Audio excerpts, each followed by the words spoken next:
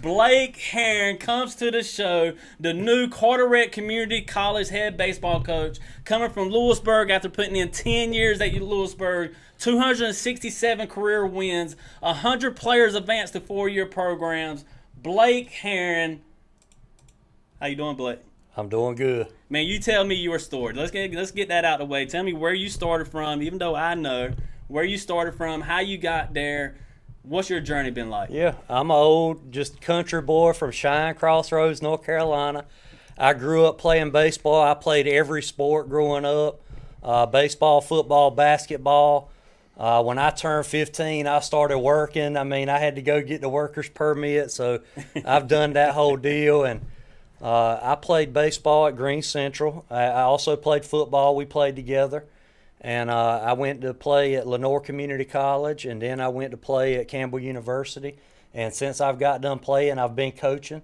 I think 18 or 19 years, I can't even think of it. But I've coached at every single level. I've coached at the high school level, the 4-year level, and at the junior college level. And I love JUCO because, for one, I've got relationships on both sides of the game. I know all the high school coaches. I recruit from them. I follow them. But then I've got the 4-year coaches and the pro scouts that hopefully are coming in and recruiting our guys. So, well, if you're from Greene County, you know Blake. If you're from Lenoir County, you might know him from playing against LCC a lot. Louisburg played against LCC a lot. But now you decided to take a step into Carteret Community College, who doesn't have a baseball program until now. So you're starting I don't know if I've ever seen this. You're starting a baseball program, collegiate baseball program from nobody, no rosters. First off, what was your decision on leaving Louisburg? Well, for one, Louisburg has been good to me and good to my family, good to my career. Literally, so you think about this decision, it's kind of crazy to think about. I'm leaving a program that has all the history, has all the tradition. I mean, they've got all the alumni. From a facility standpoint, you can do everything there. And just the fact that I get a chance to come to Eastern North Carolina, to come to the beach, start my own program, create my own alumni, do it the way that I want to do, and it was, I mean, it's kind of a no-brainer there. So. Well, what would the wife say about it? I mean, this is a move. This is a total. You're not moving down the road. You're not working, 10 minutes from the house no more. Like, what does the family say about making Kelly's more happy than I am. She's ready to go. Oh, yeah, we can't wait. Good deal. What's the biggest obstacles you ran into, and was it ever overwhelming starting a baseball team with nobody on the roster? So there's some of the stuff you don't think about. There's no infrastructure. Like, there's no my first decision when I got there is where the recruits, where we going to meet at. Mm-hmm. There's no gym, there's no training room, there's no, the field isn't on campus. So we're meeting in a parking lot, literally overlooking the sound, which is a pretty good deal in itself. But there's no infrastructure. We're creating a locker room, we're creating a weight room. We're all of this stuff is brand new. And it's also exciting. I mean, on Friday, we spent 5 hours talking to the Johnson & Lamb guy, ordering uniforms, gear, apparel. And we've been doing that for weeks. Like, just think about from logos and you're creating everything. Pinstripes. So it's a you lot. Got pinstripes this year? We got a Navy pinstripe, man. I can't give it all to you, but we got the Scott Lane effect going on. They're going to be pretty good. Well, I know about some of your players. Green Central, Noah Rouse. North Lenoir's Michael Williams. South Lenoir, Noah Rouse. Give me some other names that I might know, or some people from our area, Eastern North Carolina, might know, or most of the players from Eastern North Carolina, or that's the guys I know, or how's that work? No, we have right now we've got 36 commits, and we've got 4 out-of-state commits, and about 85 to 90% are from that RDU area east. So yes, I mean I've hit.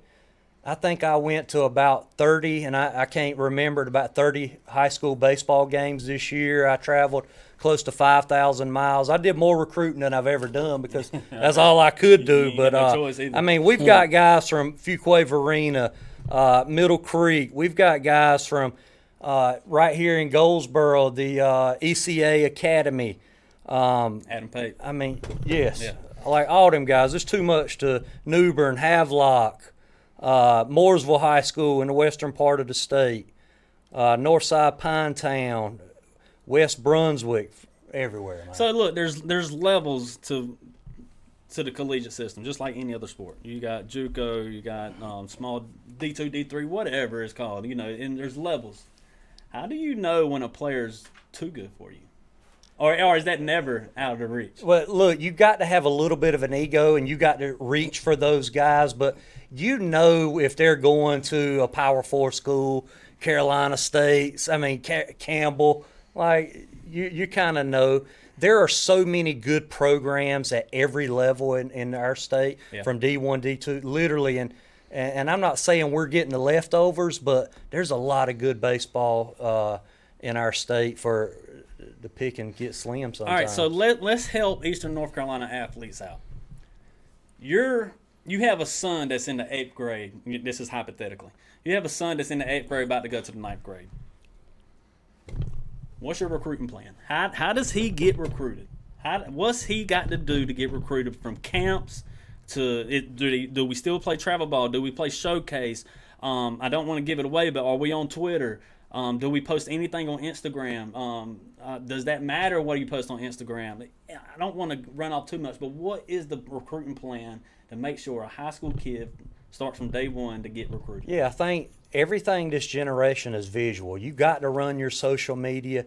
You got to put your video out there, your metrics out there.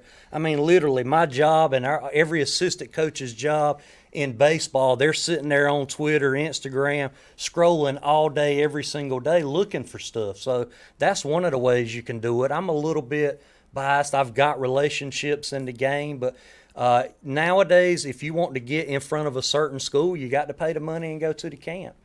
There are showcase type camps where there's a lot of schools there that you can get a little bit of some action there. They're different avenues, but I think social media is one of the biggest ones. Chappriel, feel free to chime in if you got a question. No problem. Got you. So talk about coaching JUCO, 2-year programs. How is it getting used to that, knowing that you might only have a guy 1 or 2 years, and how's that development? That's different from a 4-year program who's got a chance to develop a guy, even though the transfer portal has changed all that. Everybody's on 1-year contracts now. How is it developing knowing that you only got them for 2 years max? Man, I've done that my whole life. That's all I know. And we don't have the 20-hour rule, and I ain't saying it's a 5-hour practice every single day, but all you got to do at the JUCO level, you got to show up every single day and go to work. And you don't think about all that at the end. If a guy's leaving after a year, if he's staying here for 2 years. The reality is our job at our level is to get a guy to the next level. And if it happens after a year, so be it. We did our job. 36 commits. What's your goal? Around 40. We need a few more pitchers. We need a catcher. I'd like to have a lefty arm, and I'd like to have a catcher from Eastern North Carolina, just as quick as I can get one. I know a couple. Yeah. Never mind. I know a couple of them. One of them's really close, so we'll talk about that later. Let me ask you a question, and this kind of goes with every sport. When you look at, like, I know they got Rollins baseball and Raleigh, like different organizations where you got elite talent there. When you look at high school, do you look at the conference and be like, okay, the whole conference is kind of weak, so the stats can be misleading? Do you ever get caught up in that? Yeah, I do, and I think last year everything went from 4A to 8A, so the conferences are crazy anyway, right. And I'm still learning all that. But yes, you do look at that, like you look at strength of schedule, especially when it's in an extreme. Right. If they're 0-19, and you don't want to recruit that guy. Right, I got you. Yeah. I got a question. So I'm big on lifting weights. Every program, no matter what the sport is, you got to be a superb athlete. Being on the JUCO level, you have to be that guy too. You got to be the strength and conditioning coach as well. Am I wrong? No, I'm in there. I love that part of it. Yes. Tell me your plan to make sure an athlete is the best athlete for your sport. Yeah. So what we do is we're in there 3 days a week. We're trying to hit every single body part twice throughout the whole course of the week, and we're not lifting by position like pitchers over here, position players over here. In the weight room, you're like, if I got if there's a pyramid, the bottom part's and I'm an athlete, the second part is you're a baseball player, and then of least importance in the weight room is what position you play. We're trying to get bigger, faster, stronger in the weight room. I mean, we're pushing weight. We're doing all the Olympic lifts. We're squatting, deadlifting, power cleaning, bench pressing. We're trying to be an athlete in there. So, yeah, we are. I got a real good question for you. You play for Rabbit Fulton, the all-time legend for Green Central. Rest in peace. Just passed away about a month or two ago. What is one thing that you took away from Coach Fulton that's always going to be carried with you? Yeah, there's two of them. One of them is the saying, do the simple things well. Like, you ain't got to be extra. You don't have to make a web gym. When the ball's hit till you catch it and throw it where you're supposed to throw it. Literally, that's it. And then the second piece is, and this is a Green Central thing, are the three standards. Be where you're supposed to be when you're supposed to be there. Do what you're supposed to do when you're supposed to do it. And say what you're supposed to say when you're supposed to say it. And I think that incorporates, if you can do that in every facet of your life, you're going to be a good human being and you're going to get rewarded. Good deal. So that creates winners. Speaking of winning, what is your goal? What is a winning season for a program that's never had a win? What is a winning season? I don't think it's necessarily 500. What is a winning season for a program that's never had a win? The program is new. I'm not new to JUCO baseball. I'm not new to Region 10. Yes, I would like to get into that 20-win mark. I'd like to be 500, and then we can start growing there. The reality is we got 36 brand new incoming freshmen. We're going to go through some growing pains, and I'm ready for that. I know what I signed up for, and I've coached JUCO my whole life, and I've literally depended on freshmen my whole life. So I'm excited about it. I'm going to say something. That's interesting. I was going to ask you, because JUCO is kind of dog-eat-dog world with 2 years to prove yourself, but the majority of your first class is freshmen, right? They are. So that's kind of a good foundation to build off of. Yeah, you try to stay as 50-50 recruiting as you can so that you can forecast it. But the reality is you're going to have more freshmen and sophomores every year. Gotcha. All right, so another good question is – another good question is you got these JUCOs, you got them coming in. What's your message to them showing that you've got 100 guys already got to the 4-year level? What's your pitch? What is your – I know I'm giving away your goal, but, like you've done it. You've got the guys to the next level. What are you going in and telling these kids? Well, we don't have here's what I tell them. We don't have the TrackMans, the Rapsodos, all this $1,000 technology stuff. We're just going to compound days. You're going to show up today and get your work in and get better, and you're going to do it tomorrow, and you're going to do it for 3 months straight in the fall. I don't know a drill that not another coach in the world knows. Literally everything that I've ever done, I've stole from another coach and made it my own. So I'm not making anything up. We're just going to get after it. Chappriel would like this one. What's your advice? What's your opinion on recruiting 3 sports athletes or multi-athletes versus recruiting a kid that only plays baseball? I love it. I mean, especially from the football route, I noticed that there's more team culture in a football athlete that plays baseball just because they've been through it. They've been through those dog practices, Mondays, Tuesdays, Wednesdays. I mean, you don't want to be there. You got a little ant pile right here on the ground. You're getting set up next to literally, and you're hitting guys. And I like that part about it, and I like adding those guys to our program. Let me ask you another question on baseball. One thing about it, baseball is kind of like golf. You can take the best athlete in the world. When you go through those slumps, I played baseball myself coming up. You got the field, you got to run, you got to do the little stuff when you're going through those slumps. How do you work with that as far as like all these freshmen you got when the guys going through it? It's almost like you got to be a therapist, psychiatrist, everything with the team and stuff, but still keep them locked in on what they're doing. Look, they're going to go through it. Their freshman year, every single thing is going to be the hardest thing that they've ever been through in their life. They're going to be emotional. They're dealing with homesickness. They're dealing with stress from recruiting, academic issues, roommate issues sometimes. Right. What happens is they've just got to pay their dues their freshman year. When they come back as a sophomore, it's like the blinders are off. It's like, oh, that conditioning drill that we did, that wasn't that hard that I thought it was. Right. Oh, Coach Herring's hollering today? Okay, we're just going to go about our business. So you have to just keep them looking forward and just keep working with them, man. It's a relationship thing. So, They're going to go through it. do you think anyway. it's like with younger kids? I mean, well, I'm gonna say high schoolers. Do you think it makes a difference the elite level competition they playing in the summertime? Do you think that makes you a better baseball player? Since, he was saying about 3 sports guys. I'm a type person. I don't mind kids playing something year round.